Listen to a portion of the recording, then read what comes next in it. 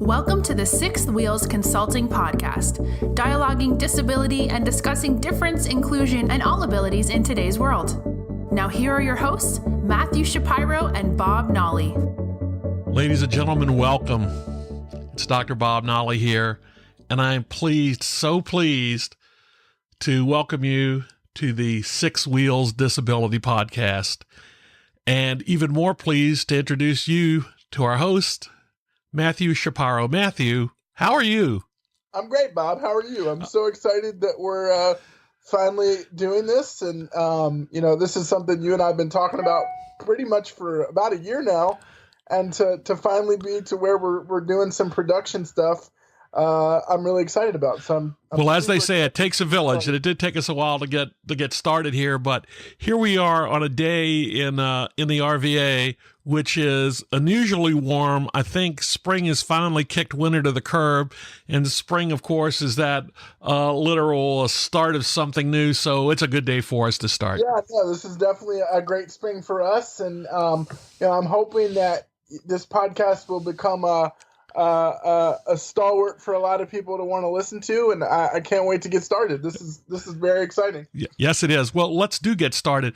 I think, since you're the host, I think the first thing is for you to just introduce yourself and tell our listeners a little bit about what yourself and your what your life has been like and the work you do now. Yeah. So first of all, I want to also make it very clear that I may be the lead host, but I certainly want to hear from not only you, Bob, but I'd love to figure out a way to get some listeners involved somehow as well, whether that be through Twitter or some other social media platform, so we can hear from other people as well. But to answer your question, I am born and bred here in Richmond, Virginia, and am somebody who lives with cerebral palsy. And basically that means that the messages don't get from my brain to the rest of my body effectively. And because of that, I don't walk on my own, and I use a wheelchair on a day-to-day basis. And so I've lived with the disability of cerebral palsy all my life. And, I have always done a lot of youth initiatives and self-determination work around disability and disability culture. And one of the things that I always strive to do is, have dialogues about disability with people with disabilities and with people who have no connection to disability whatsoever. Because I think we need to, as a society, be doing a lot more to be supportive of the nearly 56 million Americans in this country who live with disabilities, and do better to support that population. Disability is the only minority group that any of us can join in the blink of an eye, and it's the only minority group that we're all going to eventually join, because we're all going to age and need different accommodations at some point in our lives. As much as we don't want to admit it, that will happen at some point throughout our lifespan. And so I really want to use this podcast as an opportunity to have dialogues, whether it's between you and I, Bob, or you and me and guests, or getting some input from our audience that listen. I really want to use this podcast as an opportunity to have dialogues around a lot of things that society in general just doesn't understand about disability and the disability population. Because I think that will help to break down some of the stigma and just some of the questions that constantly surround disability. And I think that will end up helping society in the long run. So that's an overall goal for me for this podcast. And I really hope people can sort of take that from these conversations that we might have. I think we'll get this published and get this out in front of people, and I think you have a great story to tell, and I think the engagement will come. I'm just going to ask a quick hitter question here to Sure. something you said. You talked about all the issues you had faced. As you sit here today, deep into your consulting work, into the lives of Six Wheels, and having lived the life you had, what would you say, just briefly, is the one frustration that piques you the most that is addressable by Yeah. the social environment you're in?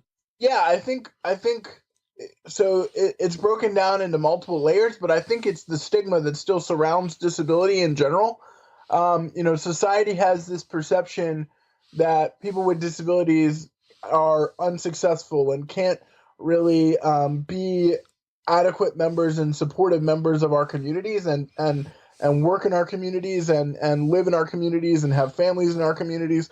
All of that stuff where, the perfect example is oftentimes I'll be out in public in a lot of situations, and I'll get in a conversation, with a lot of people, and their main response or their main point that they'll make to me is, "I'm glad you're out today," as if I would sit at home and just sort of watch soap operas and eat bonbons, so to speak. Oh my gosh. I would just point them to the sixwheelsconsulting.com. That's six, the number, sixwheelsconsulting.com website, and take a look just where you go and the work you do. Yeah, and that would be the last bonbon conversation that they had, I think. Yeah, no, I like to keep myself very busy, and I appreciate the plug for Six Wheels very much. Hey, it's your show. We get to plug it all we want. I love that. Yeah, I love this already. It's working fantastically. But it's that overall sort of, the biggest goal for me with this podcast is to really start to try to break down some of those stigmas that surround disability.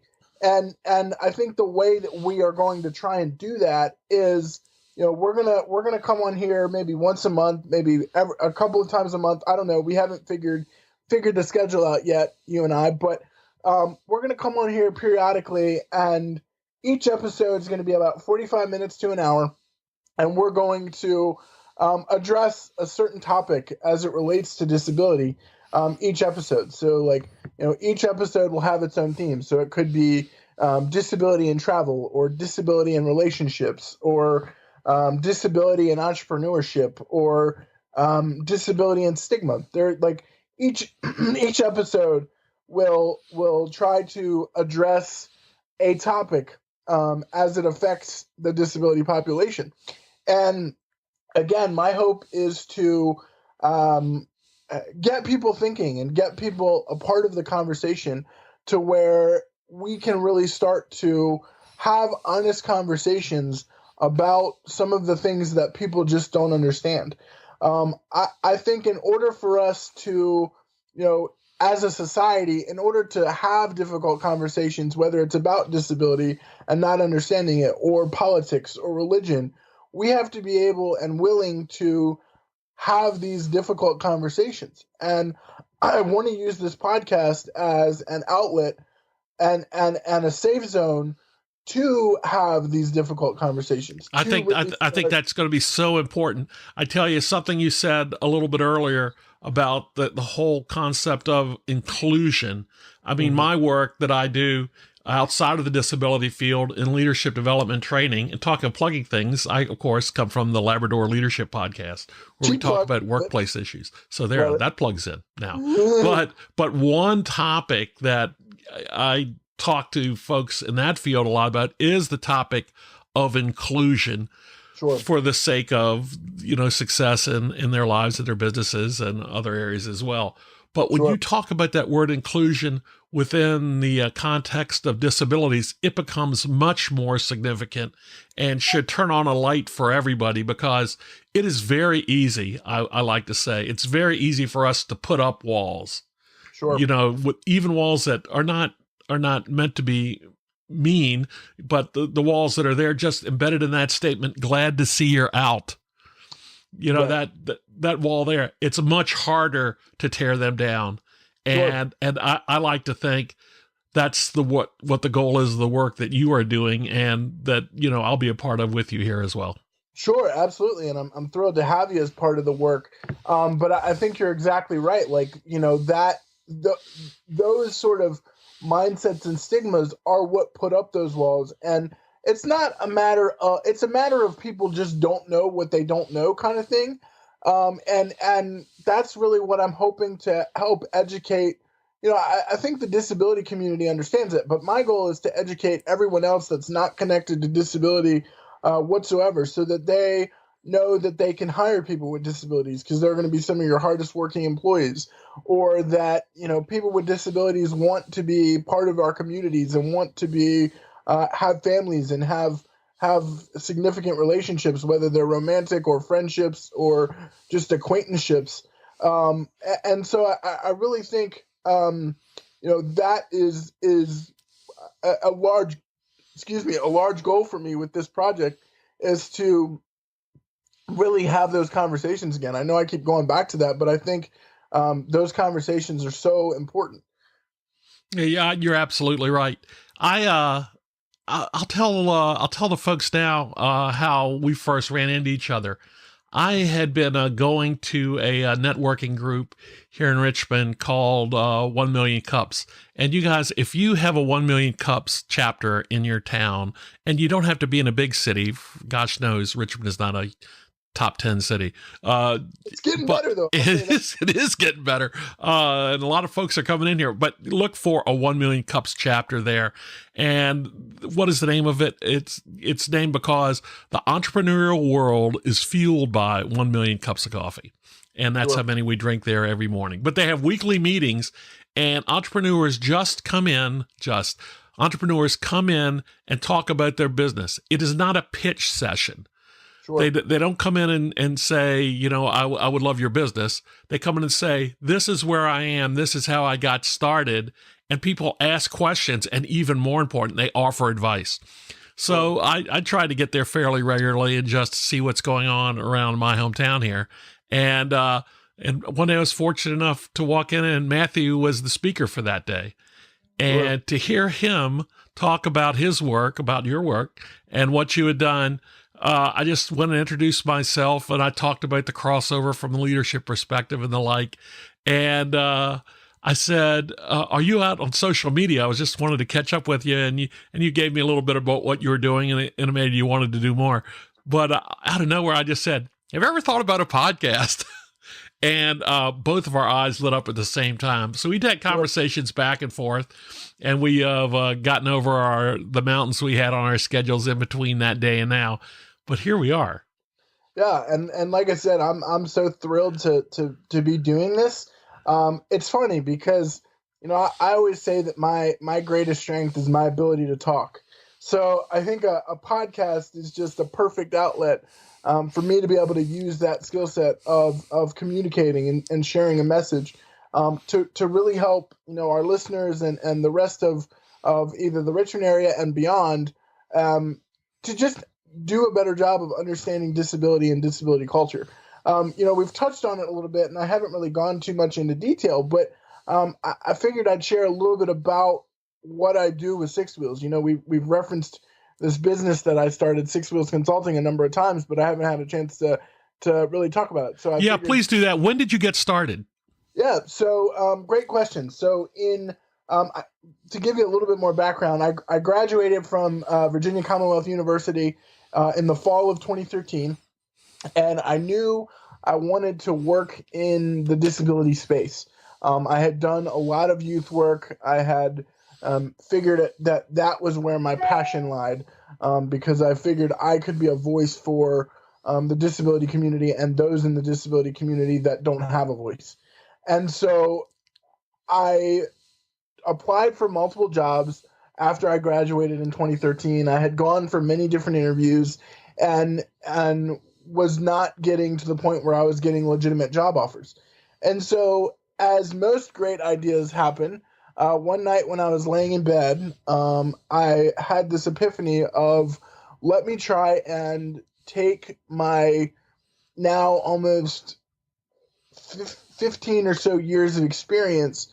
Now, obviously I have everyday day-to-day life experience of living with a disability, but also my 15 years of experience working in self-determination, working in the disability arena, and try and turn that into a consulting business. And so that you dropped a term there. Hold on. You dropped a term there, and I want to make sure everybody understands that what you mean when you talk about the concept of self-determination. Sure. So great question.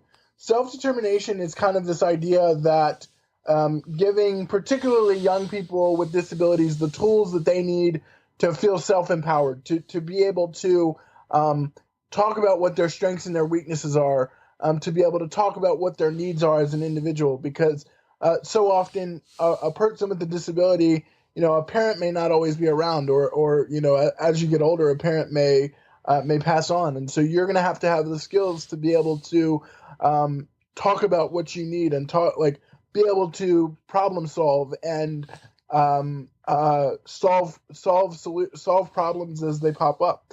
And so that's where this whole idea of self-determination really comes in. And that really is the concept of giving people the tools and the skills to be able to talk about what their strengths and weaknesses are, understand how their disability affects them, and be able to effectively and correctly speak up for their needs and their desires and their wishes as an individual with a disability. And so those skills have been bred into me ever since probably I was a junior in high school.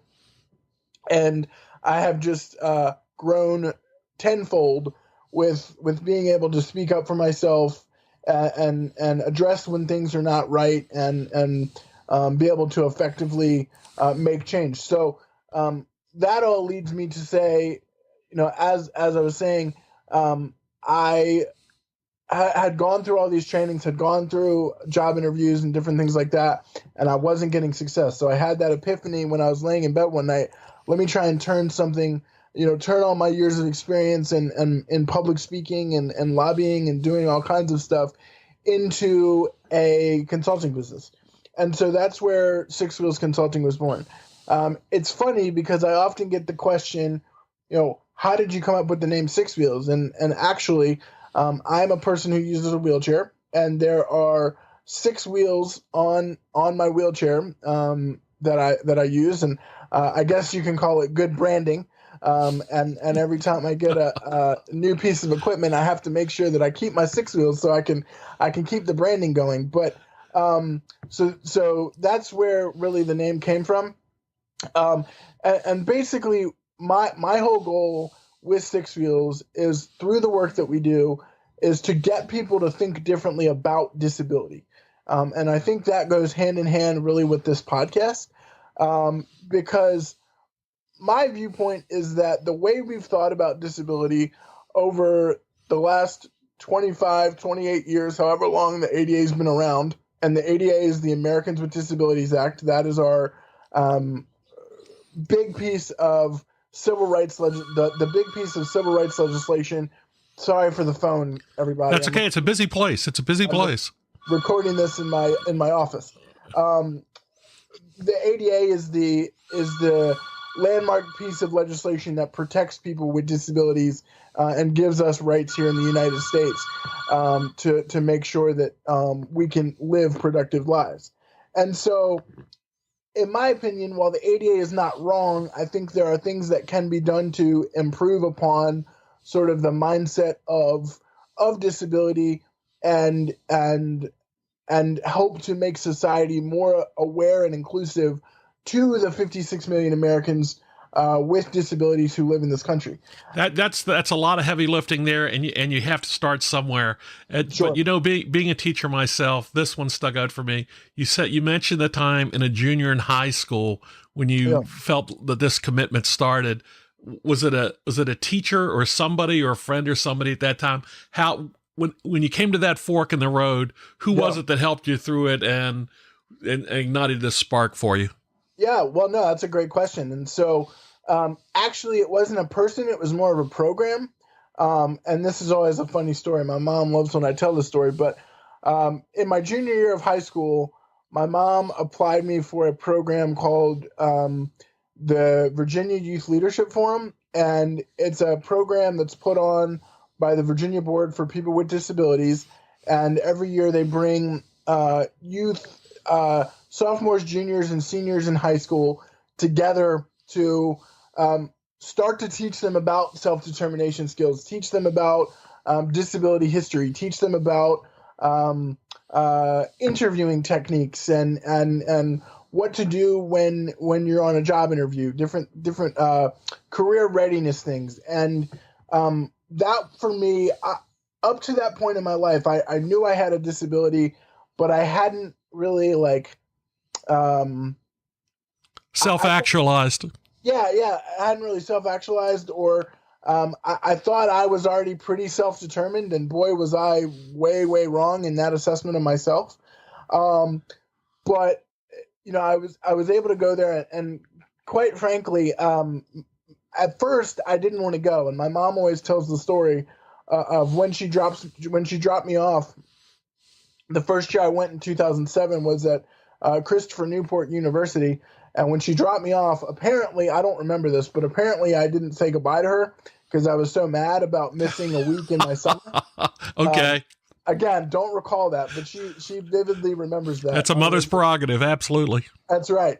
So, but that is something that whole week-long experience where I was around other people with disabilities, I recognized that there was a group of people that were there to be supportive of me, and I had a group of people that had my back and understood the struggles and the challenges that I was going through as a person with a disability. That experience really changed my life, because before that I was going down the path of wanting to be a sports writer. I love sports. I still love sports, and I thought I wanted to get into sports journalism. But after taking part in that experience, I found my passion of wanting to, again, be a voice for the voiceless and help to solve some of these major issues that we'll talk about on this podcast that surround people and affect people with disabilities. And from there, I started getting involved in other programs and doing other youth work and helping to mentor other youth. I would go back to YLF every year and help to mentor younger youth. And so that's really, for me, where the bug started. And from there, I just knew that was what my calling was, and knew that I wanted to be in the disability world to help make as much positive change as I could.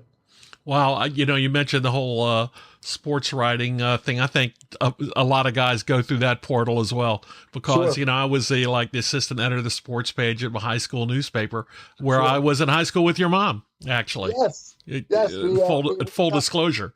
Yes, And I just thought I could love that. I could do that forever. Of course, God has other plans for us. So Sure.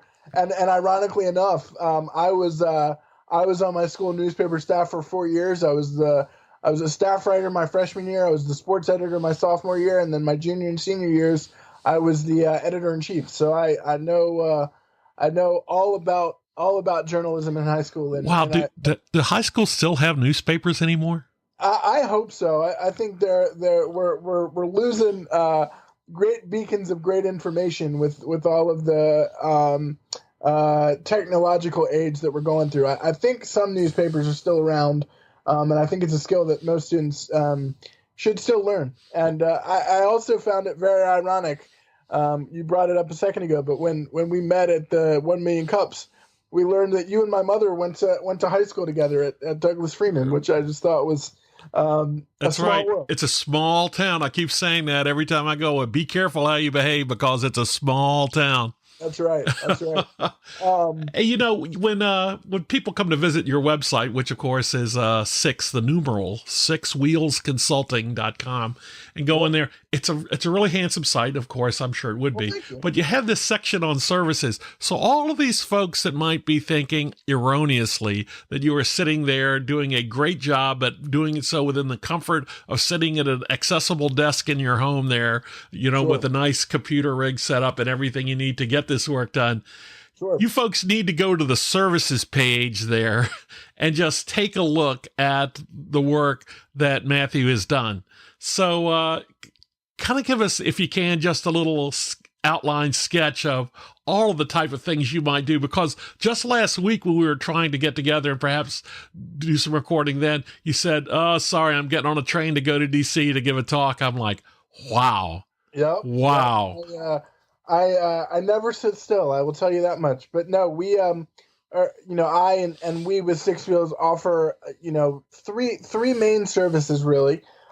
We do consulting projects, so that could range anything from doing assessments of spaces, not from an ADA perspective, because one of the big things that I forgot to touch on is because the ADA is the bare minimum, something can be accessible but still not be user-friendly. So, one of the big catchphrases that I use within my work is kind of this whole idea of inclusion above compliance. And so that's really talking about something, like I said, can still be ADA accessible and ADA compliant, but still not be user-friendly. So there are inherent barriers that still become still get in the way of somebody with a disability, whether they have a mobility impairment or visual impairment or some other type of disability, still get in the way of them fully and 100% being able to accurately access every aspect of our community, so that they too can just live and learn and participate in everything. So when I do through my consulting work, I can do resource development, so I can help develop one-pagers or white papers or different training modules that somebody might want. I've helped to develop many webinars to get some content out there. So that's our consulting side. We also do on the consulting side. So we also do assessments, like I said, of spaces, not necessarily from an ADA perspective, but from that common sense approach. And in all of the work that I do, I try to provide the people that I work with common sense and cost-effective solutions to making their entities, whether it's restaurants, businesses, schools, government buildings. I can really work with anyone in the community. I try to come up with solutions that are cost-effective and kind of common sense. Well, of all those segments you just mentioned, which one has had the greatest demand of you? Which one has been the most common for you to work with?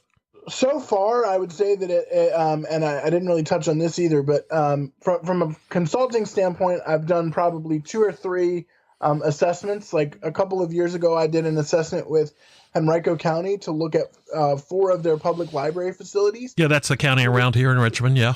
Yep, that's a local county here in Richmond. To look at 4 of their public library facilities, again, to figure out how to make it more inclusive and accessible to families with young children, people with disabilities, and the elderly, which, if you really throw all 3 of those populations into that one pot, the work that I do can really benefit all of them, families with young children, people with disabilities, and the elderly. And that makes that 56 million Americans that much larger. And so that's kind of the consulting side. And then I also do a variety of public speaking presentations where I can speak to OT and PT students. The thing you mentioned in DC, I was going to George Washington University to speak about self-determination to OT and PT doctoral students. And I've spoken at different Kiwanis clubs. I am a speaker that speaks at colleges and universities. I'm represented by an agency that tries to book me to speak to all ages of college students on campuses. When those campuses want to bring in entertainment, I'm a speaker. So they bring me in, and I have a variety of topics that I can address. But then in addition to all that, as if that's not enough, I also do lobbying services. So I'm fortunate right now that I work with one lobbying client at the Virginia General Assembly. And this last session was my first session being a solo lobbyist. And I guess you could say I'm a bit of a political nerd. So being able to be part of... There are worse things to be. There are most certainly worse things to be.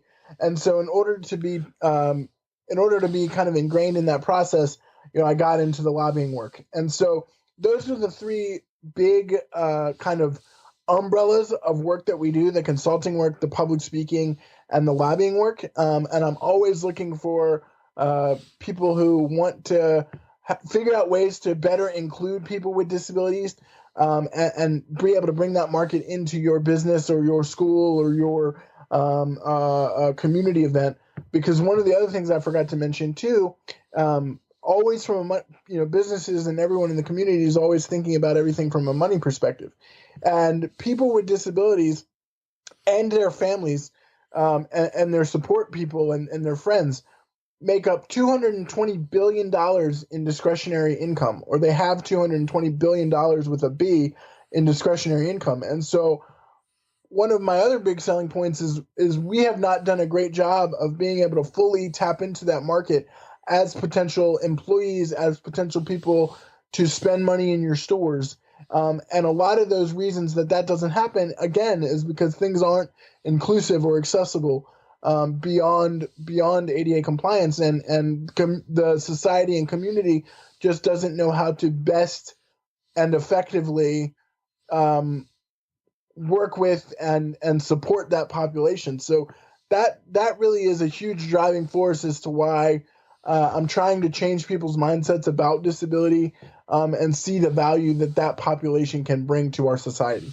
You know, the energy that you put onto this and the calendar that you must keep, all the bookings you're receiving, is there ever a night when you get ready to go to sleep, you go, oh man, I've got to go get on a train and go to George Mason tomorrow to do this? Not really, because I love the work that I do. Thank you. That was the punchline right there. That was it. My goal and my passion in life is to, again, get people to think differently about disability so that there's not stigma there, so that people with disabilities aren't facing the stigmas, and there aren't the barriers and there aren't the challenges that affect this population. Like, yes, sometimes it's a day-to-day grind, and with being a person with a disability, my stamina is not always there, but I love the work that I do, and any opportunity that I can get out and meet people or speak to people or do a consulting project for an organization, I love to do it, because I know and I hope that within that work that I'm doing, I'm helping to change perceptions and thought processes around disability, because I think it's safe to say that, like, society at large might view people with disabilities in a negative light, or I don't want to say in a burdensome light, because we're not burdens, but those that have no connection to disability whatsoever, as I said earlier, have that thought process of that they're glad to see people out with disabilities all the time, and for me that just doesn't connect right. And so that to me tells me that there's so much work that still needs to be done, and gives me a motivator to keep pushing forward. Oh, that's just excellent. Okay, so when you don't have something on the immediate horizon and would like to relax, what do you like to do? Read, watch, think? Yeah, I'm an avid TV watcher. I watch many superhero shows and movies, and love to do the normal things that 27-year-olds like to do. Always, trying to get into the dating world and hang out with friends and family, and just do things that a normal 27-year-old would do. Love sports, huge Redskins fan, huge Wizards fan, huge Cubs fan. It's a tough year for Redskin fans. Well, yes, it always seems to be a tough year for. Enough said. Let's enjoy the summer. We'll enjoy the Cubs. Yeah, that's right. That's right. So always just focusing on sports and hanging out with friends and family, and I don't think my work is ever too far off from my brain, because I want to make sure that my business is successful, and different things like that. But I do have a lot of other interests as well. I have a large stack of books that I always want to read, but it seems to never get around to it because I'm always pulling in other directions. Yeah, but, some way I've got business books and fiction piled up, and junk fiction there, and magazines as well. What are you reading right now? So I've got a lot of books. As I said, I'm a big political nerd. So I picked up James Comey's book, the one about ethical leadership. I've got a variety of sports books. I've got some books from some people with disabilities that I want to catch up on and read. So I have a wide collection of many different types of books in many different types of areas. What kind of music do you like?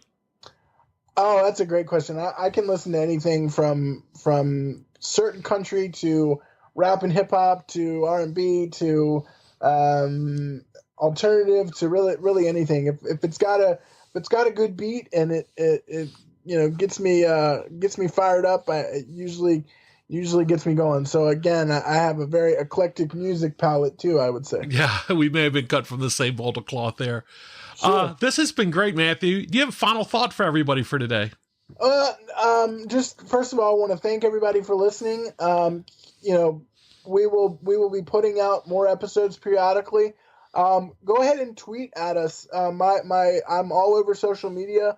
My Six Wheels Twitter handle, I'm going to look it up real quick so I don't get it wrong, but because we would love to hear from you and get your thoughts on not only this episode but other topics that you want us to maybe address on future episodes. And like I said, our game plan is every episode we'll cover a different topic, and so we'll introduce the topic in the beginning, and then Bob and I, or maybe a guest as well, we'll dive into that topic and really hope to have a dialogue around that topic.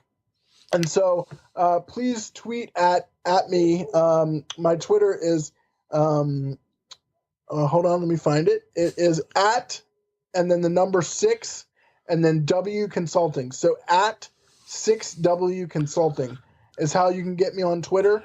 I'm also on Facebook and LinkedIn and Google Plus and YouTube. So you can find all of those links on my website. You should be able to get right to those links.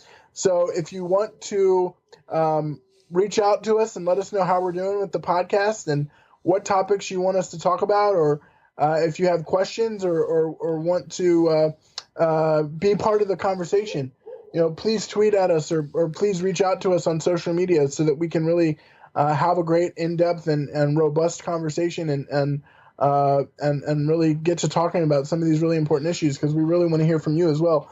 I don't want this to just be Bob and I talking. We really want to get you involved and hear your thoughts on some of these topics as well. That would be great. Okay, then you can find Matthew at 6wheelsconsulting.com, and all of his social media links are there as well.